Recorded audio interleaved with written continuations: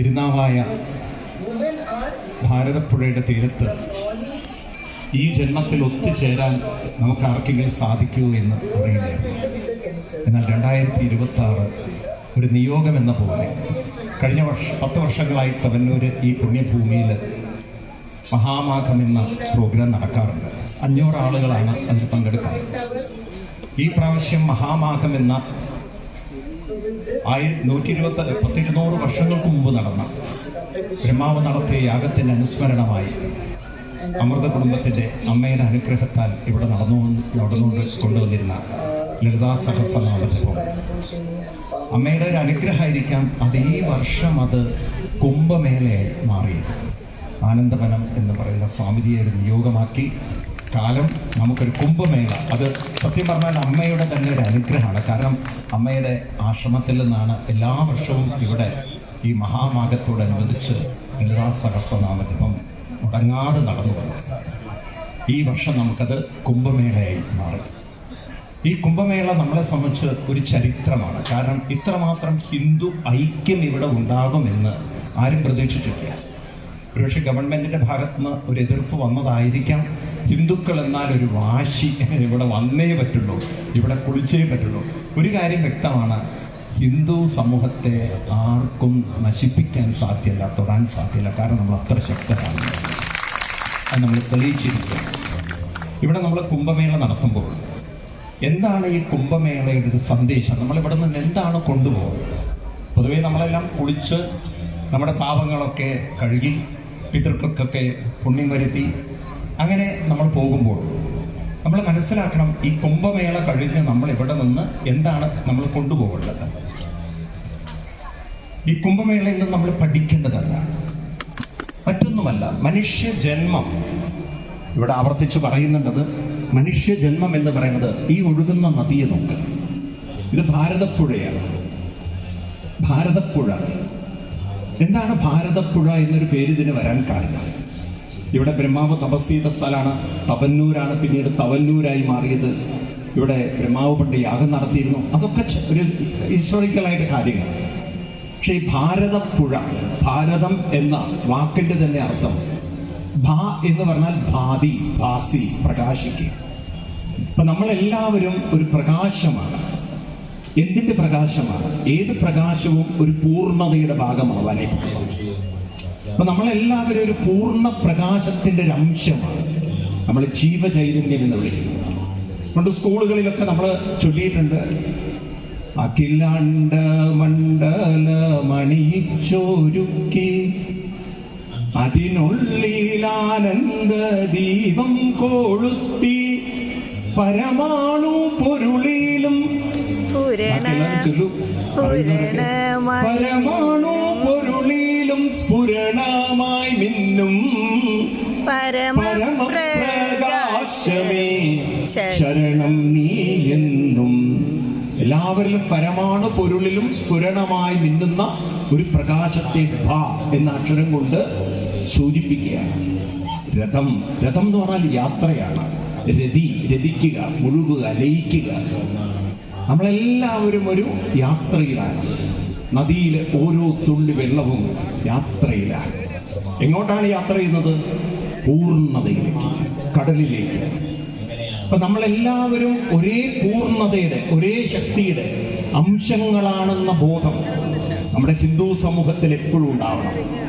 പുറമേ രൂപത്തിലും ജാതിയിലും വർണ്ണത്തിലൊക്കെ വ്യത്യാസം ഉണ്ടാവില്ല, പക്ഷെ അകത്ത് നമ്മളെല്ലാവരും ഒന്നാണ്. ആദിശങ്കരാചാര്യ സ്വാമികൾ പറയുന്നു, കുടത്തിനകത്ത് ഒരു വെളിച്ചം കത്തിച്ചു വെച്ചാൽ ആ കുടത്തിനകത്ത് ധാരാളം ദ്വാരങ്ങൾ ഇട്ട് കഴിഞ്ഞാൽ നാനാഛിദ്രഘടോ, അതിന്റെ ഉള്ളിലിരിക്കുന്ന വെളിച്ചത്തിൽ ഒരേ വെളിച്ചം തന്നെ വലിയ ഒരു വട്ടത്തിലൂടെ, ഓട്ടയിലൂടെ വലുതായി കാണും, ചെറിയ ഓട്ടയിലൂടെ ചെറുതായി കാണും, അല്ലെ?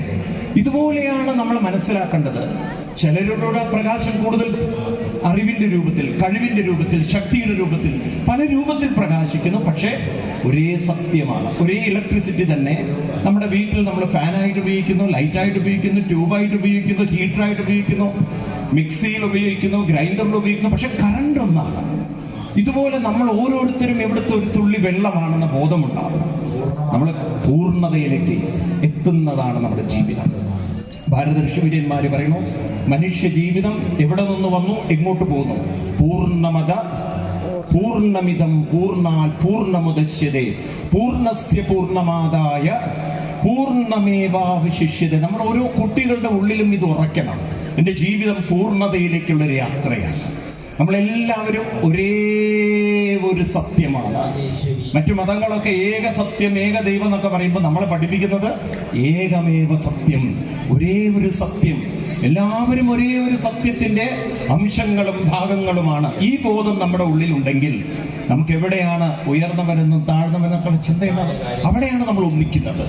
ഈ പുഴയുടെ തീരത്ത് ഒന്നിക്കുന്നത് നമ്മളിൽ ആ ഏകബോധം വരുമ്പോഴാണ്. നമ്മളെല്ലാവരും ഒന്നാണ്. ഒരേ മണ്ണ്, ഒരേ ഭൂമി, ഒരേ വെള്ളം, ഒരേ വായു. കഴിഞ്ഞ ദിവസം സുനിത വില്യംസ് എന്ന് പറയുന്ന കുറെ കാലം സ്റ്റേഷനിൽ നിന്ന അവര് കോഴിക്കോട് വന്നപ്പോൾ അവരുടെ പ്രസംഗത്തിൽ എനിക്ക് വളരെ സന്തോഷം തോന്നി. അവിടെ നിന്ന് ഭൂമിയിലേക്ക് നോക്കുമ്പോൾ എല്ലാവരും ഒരേ വായുവിലാണ്, ഒരേ ഭൂമിയിലാണ്, ഒരേ അന്തരീക്ഷത്തിലാണെന്ന് പറയാൻ ഇത് ഭാരതീയർക്ക് മാത്രമേ സാധിക്കുള്ളൂ. കാരണം നമ്മുടെ ദൈവം ആകാശത്തിനപ്പുറത്തല്ല, നമ്മുടെ ദൈവം നമ്മുടെ ഉള്ളിലാണ്, നമ്മുടെ ജീവിതം നമ്മുടെ ഉള്ളിലാണ്. അതുകൊണ്ട് നമ്മൾ ഓരോരുത്തരും ഈ കുംഭമേളയ്ക്ക് വരുമ്പോൾ മനസ്സിലാക്കണം, ഈ മുങ്ങുന്ന ഒരു തുള്ളി വെള്ളം കടലിലേക്ക് എത്തുന്ന പോലെ എൻ്റെ ജീവിതവും പൂർണ്ണതയിലേക്ക് എത്തിക്കാൻ വേണ്ടിയിട്ടാണ് ഞാനിവിടെ വരുന്നത്. മുന്നോട്ട് നോക്കലാണ് എൻ്റെ ജീവിതം. കഴിഞ്ഞു പോയതിനെ കുറിച്ച് ഓർത്തത് കൊണ്ടോ ചുറ്റുമുള്ളതിനെ കുറിച്ച് ദുഃഖിച്ചത് കൊണ്ടോ കാര്യമില്ല. കൈ ഓർത്തുകൊണ്ട് മുന്നോട്ട് പോകും. ഇവിടെ വരുമ്പോൾ എല്ലാവരും എങ്ങനെയാ വരുന്നത്? ഒരുമിച്ച് വരുന്നു. ഇവിടെ സങ്കടങ്ങളില്ല, ദുഃഖങ്ങളില്ല, പ്രയാസങ്ങളില്ല, എല്ലാം മറന്ന് ഇങ്ങോട്ട് വരികയാണ്. ഇവിടെ അത്രയും സൗകര്യങ്ങളുള്ളൂ. പക്ഷെ ഈ സൗകര്യത്തെയും നമുക്ക് സ്വർഗമാക്കാൻ ഇവിടെ സാധിക്കുന്നത് നമ്മുടെ മനസ്സിന്റെ മഹത്വമാണ്, ദിവ്യത്വമാണ്, ഗുരു പരമ്പരകളുടെ അനുഗ്രഹമാണ്. അമ്മയുടെയൊക്കെ തപസ് ഈ രൂപത്തിലാണ് നമ്മുടെ കയ്യിലേക്ക് എത്തുന്നത്.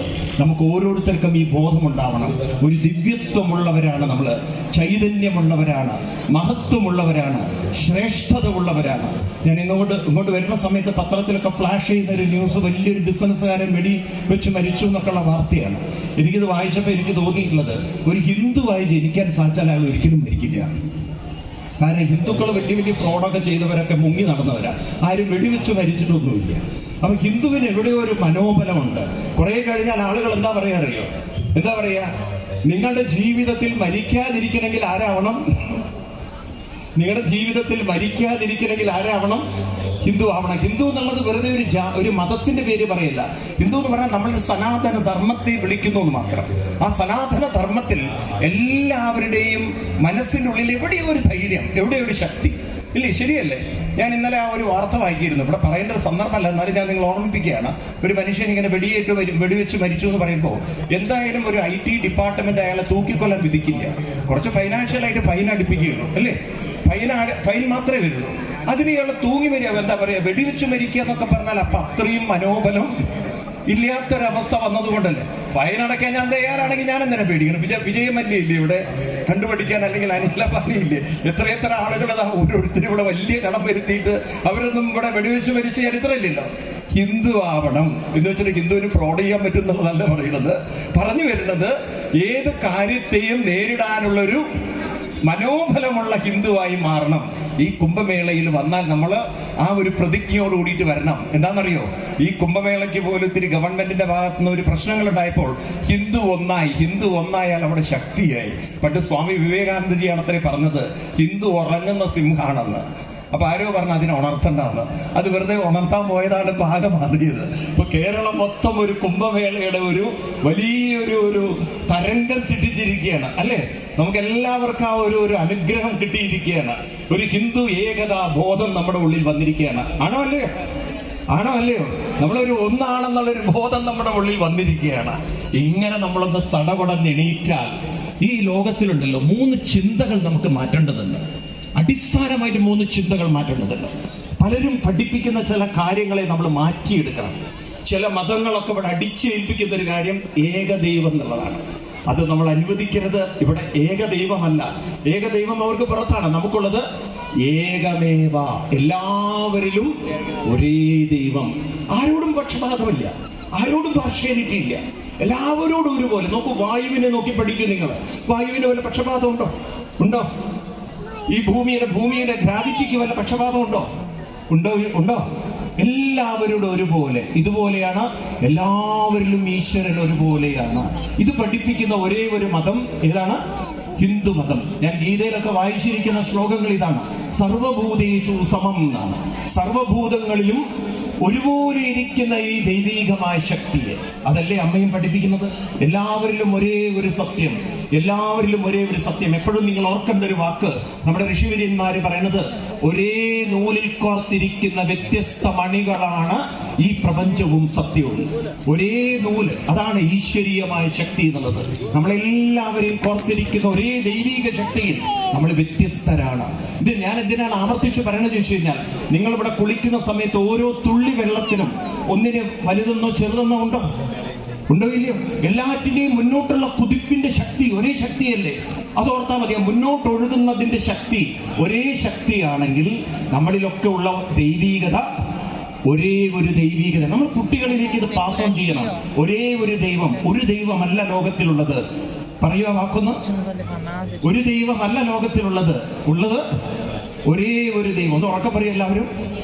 ഒരേ ഒരു ദൈവം. ഉറപ്പിച്ച് പറയത്. ആ വെള്ളത്തിന്റെ ഓരോ തുള്ളിയും മുന്നോട്ടൊഴുകുന്നത് ഒരേ ശക്തിയിലാണെങ്കിൽ നമ്മളെയൊക്കെ മുന്നോട്ട് നയിക്കുന്ന ശക്തിയും ഒരേ ശക്തിയാണ്. ഒരു ദൈവം എന്ന് പറയുന്നത് തെറ്റാണ്. ഒരേ ശക്തി എന്ന് പറയുമ്പോഴല്ലോ വലിപ്പ ചെറുപ്പമില്ല, ദൂരെ അകലെയില്ല. എല്ലാവരിലും ഒരുപോലെയാണ്. എല്ലാവരിലും ഒരേപോലെയുള്ള സമത്വം, ഏകത്വം, പശ്യത എന്നൊക്കെ നമ്മുടെ ഋഷിവര്യന്മാര് പറയുന്ന ഈ വാക്കുകൾ നിങ്ങൾ എപ്പോഴും ഓർക്കുക. ഈശ്വരൻ ഒരേ ഒരു ഈശ്വരനാണെന്ന് പറയുമ്പോഴൊക്കെ ഓർക്കേണ്ട ഒരു വാക്ക്, ഒരേ നൂലിൽ കോർത്തിരിക്കുന്ന വ്യത്യസ്ത മണികളാണ് നമ്മൾ. സൂത്രേ മണിഗണായിവ. പറയൂ എല്ലാവരും. സൂത്രേ മണിഗണായിവ. ഇതാണ് ഭാരത ഋഷിവര്യന്മാർ നമ്മളെ പഠിപ്പിക്കുന്നത്. ഇത് പ്രചരിപ്പിക്കണ്ടേ നമ്മള്? വേണ്ടേ? അല്ലെങ്കിൽ നമ്മുടെ വളർന്നു വരുന്ന കുട്ടികൾക്ക് അറിയില്ല എന്താ സത്യം എന്നുള്ളത്. മറ്റുള്ളത് പ്രചരിപ്പിക്കുന്നതാണ് അവർ കേൾക്കുന്നത്. നിങ്ങൾ നോക്കൂ, നമ്മുടെ ഹിന്ദു സമൂഹത്തിന്, ഞാൻ ഒരു മതത്തെയും കുറ്റം പറയല്ല, ഹിന്ദു സമൂഹത്തിന് പലപ്പോഴും അറിവിന്റെ ഒരു കുറവുണ്ട്. നമ്മൾ പലതും ക്ഷേത്രങ്ങളിൽ പോവും, ആചരിക്കും, അനുഷ്ഠിക്കും. പക്ഷെ എന്തിനാണെന്ന് പഠിപ്പിക്കാൻ ആചാര്യന്മാർ വളരെ കുറവാണ്. ഇപ്പൊ നമുക്ക് അമ്മയുടെ കുറെ ശിഷ്യ സമ്പത്തുകൾ ഇവിടെ ഉള്ളത് കൊണ്ട് കുറെ ആളുകൾക്ക് അറിവും കാര്യങ്ങളൊക്കെ മനസ്സിലാക്കാൻ പറ്റുന്നുണ്ട്. പക്ഷെ എത്ര ആളുകൾക്ക് അത് അറിയാൻ സാധിക്കുന്നുണ്ട്? ഭൂരിപക്ഷം ആളുകളും അതുമായിട്ട് അങ്ങോട്ട് ചേർന്ന് വരുന്നവരല്ല, അല്ലേ? കൂടുതൽ ആളുകളും ജസ്റ്റ് ഒരു അമ്പലത്തിൽ വരുന്നോ തൊഴുതു പോകുന്ന ആളുകളായി മാറി. അതുകൊണ്ടോ അവരുടെ തലമുറകളെ തെറ്റിദ്ധരിപ്പിക്കാൻ എളുപ്പത്തിൽ സാധിക്കും. എനിക്ക് തോന്നിയിട്ടുള്ളത്, മറ്റുള്ളവർ നമ്മളെ മുതലെടുത്തിട്ടുള്ളതൊക്കെ നമ്മുടെ അജ്ഞാനത്തെയാണ്. അതുകൊണ്ടാണ് ഋഷി പറഞ്ഞത്, അജ്ഞാന തിമിരാന്തസ്യ ജ്ഞാനാഞ്ജന ശലാകയ ചക്ഷുരുന്മീലിതം യേന തസ്മൈ ശ്രീ ഗുരവേ നമഃ. ഹേ ഗുരുപരമ്പരകളെ, ഞങ്ങൾക്ക് അറിവുണ്ടാവട്ടെ. ഈ അറിവിന്റെ വെളിച്ചത്തിലൂടെ ഞങ്ങൾ മുന്നോട്ട് ജീവിതത്തെ നയിക്കട്ടെ. നമ്മൾ നോക്കൂ, തേജസ്സിനാവധീതമസ്തു എന്നൊക്കെ നമ്മളെ പഠിപ്പിച്ചിരിക്കുന്ന അതാണ്. നമ്മൾ രാവിലെ എണീറ്റ് പണ്ട് കാലത്ത് ആളുകൾ ഗായത്രി ജപിക്കുമ്പോഴൊക്കെ അവരുടെ മനസ്സിൽ ഇതായിരുന്നു തോന്നിയിരുന്നത്: ഓം ഭൂർഭുവസ്സവിതോർവരണ്യം ഭർഗോ ദേവസ്യ ധീമഹി ധിയോ യോ ന പ്രചോദയാൽ. പ്രചോദിപ്പിക്കപ്പെട്ട് പ്രോജ്വലിക്കപ്പെട്ട് മുന്നോട്ട് നയിക്കാൻ സാധിക്കട്ടെ. അതിനുള്ള ശക്തിയും കരുത്തും ഊർജവും നമ്മുടെ എല്ലാവരുടെയും ഉള്ളിൽ ഉണ്ടാവട്ടെ. വേണ്ടതല്ലേ? അപ്പൊ നമുക്ക് ഒരു ദൈവമല്ല, നമുക്ക് ഇത് നിങ്ങളുടെ ഉള്ളിൽ നിന്ന് എനിക്ക് കിട്ടണം. നമുക്ക് ഒരു ദൈവമല്ല, ഉറക്കെ പറയണം, ഒരേ ഒരു ദൈവം. ഓരോ തുള്ളി വെള്ളവും മുന്നോട്ട് നീങ്ങുന്നതിന്റെ ശക്തി ഒരേ ഒരു ശക്തിയാണെങ്കിൽ, അല്ലേ? ആണോ അല്ലയോ? ഒരേ ഒരു ദൈവീക ശക്തിയാണ് എല്ലാവരിലും. അവിടെ വലിപ്പ ചെറുപ്പമൊട്ടും ഇല്ല. ഈശ്വരൻ ആരോടും ഒരു തരത്തിലുള്ള പാർഷ്യാലിറ്റിയും ഇല്ല. അപ്പൊ പിന്നെ എന്താ നമ്മളിലൊക്കെ പലരിലും ഒരു കുറവുകളൊക്കെ ഉള്ളത്? അത് സാധനയുടെ കുറവുകൊണ്ടാണ്. നമ്മൾ നിരന്തരമായി സാധന അനുഷ്ഠിക്കണം. അതിനാണ് ഇവിടെ ഹോമം നടക്കാൻ പോകുന്നത്. അതിനാണ് ഇവിടെ ലളിതാ സഹസ്രനാമം നടക്കുന്നത്. അമ്മ നിരന്തരം നമ്മളോട് സാധന അനുഷ്ഠിക്കാൻ പറയുന്നത് നമ്മുടെ ഉള്ളിലുള്ള ദൈവീക ശക്തിയെ കൂടുതൽ പുറത്തേക്ക് എടുക്കാൻ വേണ്ടിയിട്ടാണ്. അതിനാണ് നമ്മളിവിടെ കുംഭമേളയിൽ കുളിക്കാൻ വന്നിരിക്കുന്നത്. പലരും കുംഭമേളയിൽ കുളിക്കുമ്പോൾ അറിയുന്നില്ല, ഇത് കേവലം ശരീരത്തിനുള്ള ഒരു കുളിയല്ല, ഇത് മനസ്സിനെ ശുദ്ധീകരിക്കാനാണ്, പവിത്രീകരിക്കാനാണ്. എത്ര കണ്ട് ശരീരത്തെ മനസ്സിനെ ശക്തീകരിക്കണ്ടോ, പവിത്രീകരിക്കണ്ടോ, അത്രയും ദൈവിക ശക്തി അതിലൂടെ പുറത്തേക്ക് വരും. നമ്മൾ പണ്ട് കാലത്തൊക്കെ നമ്മുടെ വീട്ടിൽ റാന്തലും പാനീസും ഒക്കെ ഉണ്ടായിരുന്നില്ലേ? റാന്തൽ വിളക്കുണ്ടായിരുന്നില്ലേ? ഈ റാന്തലൊക്കെ കത്തിച്ചു കഴിഞ്ഞാൽ കുറച്ചു കഴിഞ്ഞാൽ അതിന്റെ കുഴലിൽ എന്ത് വരും? അപ്പൊ ഒരു കരി വരും. ആ കരി നടന്നു കഴിഞ്ഞാൽ പിന്നെ അതിൽ എത്ര വെളിച്ചമുണ്ടെങ്കിൽ ആ വെളിച്ചം ഒരിക്കലും പുറത്തേക്ക് വരില്ല. ഇത് ഓർത്താൽ മതി. ഈശ്വരന്റെ വെളിച്ചം അവിടെയുണ്ട്, പക്ഷെ ഇത്തിരി കരി പിടിച്ച മനസ്സ് നമുക്കുണ്ട്. ആ കരി പിടിച്ച മനസ്സിനെ ഒന്ന് തുടച്ചു വൃത്തിയാക്കാനാണ് ഞാൻ കുംഭമേളയിൽ കുളിക്കുന്നതും അതേപോലെ തന്നെ ഇവിടെ ഹോമങ്ങളിലും യാഗങ്ങളിലും യജ്ഞങ്ങളിലും നാമജപത്തിലും ഒക്കെ പങ്കെടുക്കുന്നത് എന്ന ബോധം എല്ലാവരിലും ഉണ്ടെങ്കിൽ ക്രമേണ നമുക്ക് ഒരു കാര്യം മനസ്സിലാവും. എന്താണെന്നറിയോ? നമ്മുടെ ജീവിതത്തിന്റെ ലക്ഷ്യം ഇവിടെ തന്നെ, ഈ ഭൂമിയിൽ തന്നെ നമ്മളെ പൂർണ്ണത കൈവരുത്തലാണ്. മറ്റു മതങ്ങളൊക്കെ സ്വർഗത്തേക്കുള്ള യാത്ര നോക്കിക്കൊണ്ടിരിക്കുകയാണ്. നമുക്ക് സ്വർഗമില്ല. നമുക്ക് ഈ ഭൂമി എന്ന് പറയുന്നത് മോക്ഷത്തിന്റെ ഭൂമിയാണ്. എന്താണ് മോക്ഷം? നമ്മുടെ ഉള്ളിൽ കരി പിടിച്ചിരിക്കുന്ന ഈ കരിയുടെ പിടിയിൽ നിന്ന് മുക്തരാവുക. എന്താണ് ആ കരി? മറ്റൊന്നുമല്ല, നമ്മുടെ വിഷമങ്ങൾ, നമ്മുടെ കുറവുകൾ, പോരായ്മകൾ, ദുഃഖങ്ങൾ, പ്രയാസങ്ങൾ, കഷ്ടങ്ങൾ, ഇത്തരത്തിലുള്ള കരി പിടിച്ചിരിക്കുന്നതിനൊക്കെ നമുക്ക് ഇവിടെ വെച്ച് തുടയ്ക്കണം. എവിടെ വെച്ച് തുടയ്ക്കണം? മരിച്ചിട്ട് സ്വർഗത്തിലല്ല തുടയ്ക്കേണ്ടത്. എവിടെ വെച്ച് തുടയ്ക്കണം? ഇതാണ് നമ്മുടെ കർമ്മഭൂമി, ഇതാണ് നമ്മുടെ യജ്ഞഭൂമി, ഇതാണ് നമ്മുടെ ഭക്തിയുടെ ഭൂമി, ഇതാണ് നമ്മുടെ മോക്ഷഭൂമി. നമുക്ക് മോക്ഷമേ ഉള്ളൂ, നമുക്ക് സ്വർഗമില്ല. മനസ്സിലാവുണ്ടല്ലോ? നമ്മൾ ഓരോരുത്തരും ഇത് മനസ്സിലാക്കി കഴിഞ്ഞാൽ ജീവിതത്തെ നമുക്ക് വളരെ പവിത്രമാക്കാം, ശുദ്ധമാക്കാം, അനുഗ്രഹമാക്കാം. രണ്ട് വാക്കുകളൊന്ന് ഓർക്കുക. നമുക്ക് ഒന്ന്, ഒരു ദൈവമല്ല, ഒരേ ഒരു ദൈവം. നമുക്ക് സ്വർഗമല്ല ഉള്ളത്, അത് കേട്ടില്ലേ? നമുക്ക് സ്വർഗമല്ല ഉള്ളത്, മോക്ഷമാണുള്ളത്. ഏതാ ഉള്ളത്? മോക്ഷം എന്ന് പറഞ്ഞാൽ എന്താ അർത്ഥം? കരി പിടിച്ച കുഴൽ തുടക്കുക. ഇനി വീട്ടിൽ പോയിട്ട് കുഴലിനെ കരി പിടിച്ചിട്ട് തുടക്കലല്ല. ഇത് ആ കുഴലിനെ അല്ല ഉദ്ദേശിച്ചത്. ഇത് ഏത് കുഴലാ ഉദ്ദേശിച്ചത്? ഇത് പുറത്തുള്ള ഒരു വിളക്കിന്റെ കുഴലല്ല. ഇത് എവിടെയുള്ള കുഴലാണ്? നമ്മുടെ മനസ്സിൽ ചെറിയ ദുർബലതകളുണ്ട്. ആ ദുർബലത കാരണമാണല്ലോ ചിലർ വെടിവെച്ചൊക്കെ മരിക്കുന്നത്. നമ്മുടെ ഹിന്ദു മതത്തിൽ ആ ദുർബലത കൂടി വരുന്നതുകൊണ്ടാണ് ആത്മഹത്യകളും പ്രശ്നങ്ങളും പ്രയാസങ്ങളും ഒക്കെ കൂടി വരുന്നത്. നമ്മുടെ ചുറ്റുപാട് ഓരോരുത്തരുടെ മനസ്സിനും അതിനുള്ള ശക്തിയും കരുത്തും ഊർജവും ഒക്കെ ഉണ്ടെങ്കിൽ ഏത് പ്രതിസന്ധികളെയും കരുത്തോടെ നേരിടാം. അമ്മയുടെ ചരിത്ര പുസ്തകം എടുത്ത് വായിച്ചാൽ മതി, വേറെ ഒന്നും വായിക്കണ്ട. അമ്മയുടെ ലൈഫ് ഹിസ്റ്ററി ഒന്ന് വായിച്ചാൽ തന്നെ അമ്മ കടന്നുപോയിരിക്കുന്ന ആ ഒരു ജീവിതത്തിന്റെ യാത്ര മനസ്സിലാക്കാം. എന്തെല്ലാം വെല്ലുവിളികളും അമ്മയായിരുന്നു പണ്ട് തന്നെ മരിക്കേണ്ടിയിരുന്നത്. അതിന് അത്ര പ്രശ്നങ്ങളും വെല്ലുവിളികളും ഒരു സ്ത്രീ എന്നുള്ള നിലയ്ക്ക് അമ്മ നേരിട്ടിട്ടുണ്ട്. പക്ഷെ അതൊക്കെ പുഞ്ചിരിയോടുകൂടി കടന്നുപോയി. അന്ന് അമ്മയെ എതിർത്തവർ പോലും പിന്നീട് അമ്മയുടെ കൂടെ കൂടി. ഇന്ന് അമ്മ എന്ന് പറയുന്ന ശക്തി വിശേഷം എന്താണ്? അതല്ലേ ഇപ്പൊ നമ്മളിവിടെ കണ്ടുകൊണ്ടിരിക്കുന്നത്. ഇതൊക്കെ നമ്മുടെ കുട്ടികൾ വായിച്ച് മനസ്സിലാക്കിയിരുന്നെങ്കിൽ പ്രതിബന്ധങ്ങളും പ്രതിസന്ധികളും പ്രയാസങ്ങളും പ്രശ്നങ്ങളും ജീവിതത്തിന്റെ ഒരു ഭാഗമാണ്. അതൊക്കെ വരണം. പക്ഷേ ഇതൊന്നും നമ്മളെ ഒരിക്കലും തോൽപ്പിക്കരുത്. നമ്മൾ പണ്ട് പഠിച്ചിരിക്കുന്നത് എന്താ അറിയോ? ഒക്കെ പറയാൻ നമ്മളൊക്കെ കേമന്മാരാണ്. തീയിൽ മുളച്ചത്, ബാക്കി നിങ്ങൾ പറയും, എനിക്ക് ഉറപ്പാണ്. തീയിൽ മുളച്ചത് വെയിലത്ത് പാടില്ല എന്നൊക്കെ പറയാൻ കഴിവുള്ള കേമന്മാരാണ് നമ്മൾ. അതുപോലെ പാലം കുലുങ്ങിയാലും കേളം കുലുങ്ങി, ഇതൊക്കെ പറയാൻ നമ്മൾ കേമന്മാരാണ്. പക്ഷെ ചെറിയൊരു വാട്ടം നമ്മുടെ ജീവിതത്തിൽ സംഭവിച്ചു, ആ കിടക്കണോ? ജീവിതം അതോടുകൂടി കഴിഞ്ഞു. അപ്പൊ എന്ത് തീയിൽ മുളച്ചത് വെയിലത്ത് പാടില്ല എന്നൊക്കെ എന്തിനാ പറഞ്ഞത്? ഇത് പണ്ടൊരു തത്തകളുടെ കഥ പറഞ്ഞ പോലെയാണ്. സമയം എനിക്ക് കുറവാണ്. ഇവിടുത്തെ യാഗത്തിന്റെ യജ്ഞത്തിന്റെ ഒരു സമയം എടുത്തുകൊണ്ടാണ് ഞാൻ പ്രഭാഷണം നടത്തുന്നത്. സമയം ഒരു 10 മിനിറ്റ് കൊടുത്തിട്ടില്ല. അപ്പോ ഒരു കഥ പറയാം. പണ്ട് ഒരു കാട്ടിൽ ധാരാളം തത്തകൾ ഉണ്ടായിരുന്നു, ഒരുപാട് തത്തകൾ. ഈ തത്തകളെയൊക്കെ ഇങ്ങനെ വേടൻ പിടിക്കാൻ തുടങ്ങി. അപ്പം വേടൻ പിടിക്കുന്ന സമയത്ത് തത്തകളിൽ ഒരു സാക്ഷര തത്ത കയറി വന്നു.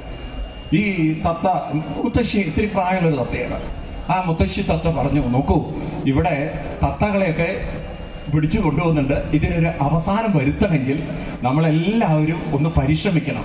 ഞാനൊരു കാര്യം ചെയ്യാം, നിങ്ങൾക്ക് അറിവ് പകർന്നു തരാം. ഈ അറിവ് കൊണ്ട് നിങ്ങൾ രക്ഷപ്പെടുന്നു. ഞങ്ങൾ പഠിക്കാം. അങ്ങനെ പിറ്റേന്ന് മുതൽ മുത്തശ്ശി തത്ത ക്ലാസ് തുടങ്ങി. ആദ്യത്തെ സാക്ഷര ക്ലാസ്, തത്തകൾക്കുള്ള സാക്ഷര ക്ലാസ്, അവബോധ ക്ലാസ്. എന്താ ക്ലാസ്സിൽ പറയുന്നത്? തത്തകളെ എന്താ പറയുന്നത്? തത്തകളെ. കാട്ടിൽ വേടൻ വരും. കാട്ടിൽ ആര് വരും? വേടൻ വരും. വേടൻ വല വിരിക്കും. വലയിൽ ധാന്യങ്ങളുണ്ടാവും. എന്നിട്ടും നിങ്ങൾ ചെന്ന് ഇരിക്കരുത്, ഇരുന്നാൽ കുരുങ്ങിയാൽ ചാവും. ഇതാണ് ആര് പഠിപ്പിക്കുന്നത്? മുത്തശ്ശി തത്ത. വളരെ സത്യമല്ലേ പറയുന്നത്? കാട്ടിൽ വേടം വരും, വല വിരിക്കും, ധാന്യം ഇടും, നിങ്ങൾ ചെന്നിരുന്നാൽ കുരുങ്ങിയ ചാവും. അതുകൊണ്ട് മേലാൽ ഈ വല കണ്ട് നിങ്ങൾ പോയി ഇരിക്കരുത്. തത്തകളൊക്കെ പിറ്റേ ദിവസം ബൈഹാർട്ടാക്കി. എനിക്ക് തോന്നുന്നു അവരൊക്കെ തമിഴ്നാടുന്നോ അല്ലെങ്കിൽ കേരളക്കാരായിരിക്കണം. വളരെ എക്സലന്റ് ആയിരുന്നു, എക്സ്പേർട്ടുകളായിരുന്നു. പെട്ടെന്ന് തന്നെ ബൈഹാർട്ട് പഠിച്ചു. പിറ്റേ ദിവസം മുത്തശ്ശി ഇങ്ങനെ ക്ലാസ്സിൽ വന്നിരുന്നാൽ മതി. അപ്പോഴേക്കും എല്ലാവരും മുത്തശ്ശി നോക്കി, മുത്തശ്ശി നിങ്ങൾ മറന്നിട്ടില്ല കേട്ടോ, ഞങ്ങൾക്ക് എല്ലാവർക്കും ഓർമ്മയുണ്ട്. എന്താണ്? തത്തകളെ കാട്ടിൽ വേടൻ വരും, വേടൻ വലവിരിക്കും, വലയിൽ ധാന്യങ്ങളിടും, നിങ്ങൾ ആരും ചെന്നിരിക്കരുത്, ഇരുന്നാൽ കുരുങ്ങും, കുരുങ്ങിയാൽ ചാവും. മുത്തശ്ശി തൊഴുതുപോയി, എന്റെ ദൈവമേ എത്ര വേഗമൊക്കെ ബൈഹാർട്ട് പഠിച്ചിരിക്കണോ, ഇത്രയും നല്ലൊരു എഡ്യൂക്കേഷൻ വേറെ എവിടെ ഉണ്ടാവുക, ഞങ്ങൾ മറന്നിട്ടില്ലേ. അങ്ങനെ എനിക്ക് കാട്ടിൽ വേടൻ വന്നു, വേടൻ വലവിരിച്ചു, ധാന്യങ്ങളിട്ടു. ഇത് കണ്ടപ്പോൾ ചില തത്തകൾ ഉണ്ടാവില്ല, ചെറിയ ചെറിയ സ്വഭാവം, അതൊക്കെ അവിടെ നിന്ന് ഇങ്ങനെ ചൊറിയാൻ തുടങ്ങി. മുത്തശ്ശി ഉറങ്ങെ. അപ്പൊ എല്ലാവരും മറന്നിട്ടില്ല മുത്തശ്ശി. തത്തകൾ പറയൂ, തത്തകളെ കാട്ടിൽ വേടൻ വരും, വേടൻ വലവിരിക്കും, വലയിൽ ധാന്യങ്ങളിടും, ചെന്നിരിക്കരുത്. ഈ വേടനുണ്ടല്ലോ, വേടൻ എനിക്ക് തോന്നുന്നു മലയാളി ആയിരിക്കണം. വേടൻ ഇത്രയൊക്കെ അറിയുമോ, ദൈവം ഇവർക്ക് എവിടുന്ന ഈ അറിവ് കിട്ടിയിരിക്കുന്നത്, അന്തം വിട്ട് നോക്ക്. ആ വേടൻ പോയി ഒരു തത്തയും ചെന്ന് ഇരുന്നില്ല. പിറ്റേ ദിവസം വേടന് തോന്നി കുറച്ച് ഫ്രൂട്ട്സ് എടുത്ത് നോക്കിയാലെന്താണ്. ഇതിപ്പോ ധാന്യങ്ങളിടരുതെന്നല്ലേ പറഞ്ഞത്, കുറച്ച് ഫ്രൂട്ട്സ്, മുന്തിരി, കുറയ്ക്കുള്ള സാധനങ്ങൾ, പൊമഗ്രേനേറ്റിന്റെ ചെറിയ ഫ്രൂട്ട്, അതൊക്കെ ഒന്ന് കൊണ്ടുപോയത്. ഇവൻ എന്ത് ചോദിച്ചാൽ കുറെ ഫ്രൂട്ട്സ് ഒക്കെ കൊണ്ടുപോയി ആ വലയിലിട്ടു. അപ്പം മുത്തശ്ശി എപ്പോഴും അവിടുന്ന് അപ്പം ഒരുത്തൻ പറയാണ്, അതാണ് നമ്മുടെ ഇടയിൽ ഉണ്ട് ചില സ്വഭാവമുള്ളവര്. ഒരുത്തൻ പറയാണ്, അതിനകത്ത് ധാന്യമല്ലോ, പഴമല്ലേ ഇട്ടിരിക്കുന്നത്. മുത്തശ്ശി എന്താ പഠിപ്പിച്ചിരിക്കുന്നത്? വേടൻ എന്തിടുന്നാ പറഞ്ഞത്? ധാന്യങ്ങളിടുന്നല്ലേ, ഇത് പഴമല്ലേ ഇട്ടിരിക്കുന്നത്. അല്ല, പഴവും ധാന്യം ഒന്നാണ്, വലയിലാണ്, അത് നോക്കണ്ട. മുത്തശ്ശി ധാന്യങ്ങൾ ഇടുന്നാ പറഞ്ഞത്. അതുകൊണ്ട് നിങ്ങൾ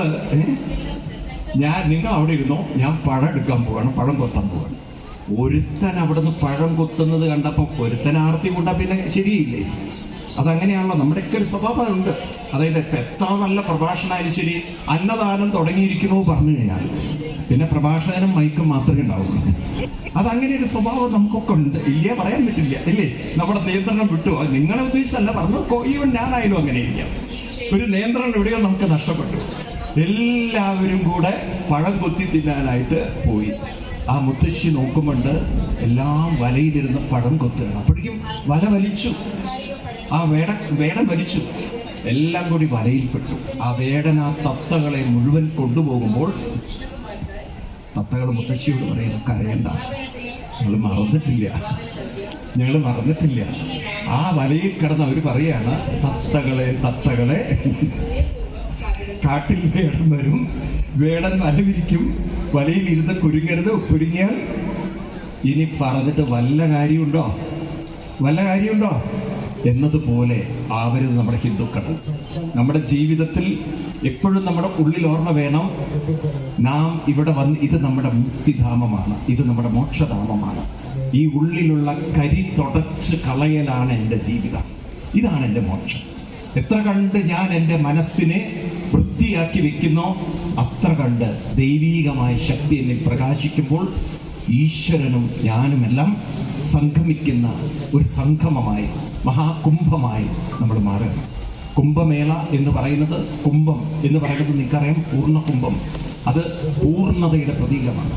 ഓരോ തുള്ളി വെള്ളവും ചേർന്ന പൂർണ്ണത. എപ്പോഴും ഓർക്കണം, കുംഭമേള, കുംഭത്തിൽ മേളിക്കുന്നതാണ് കുംഭമേള.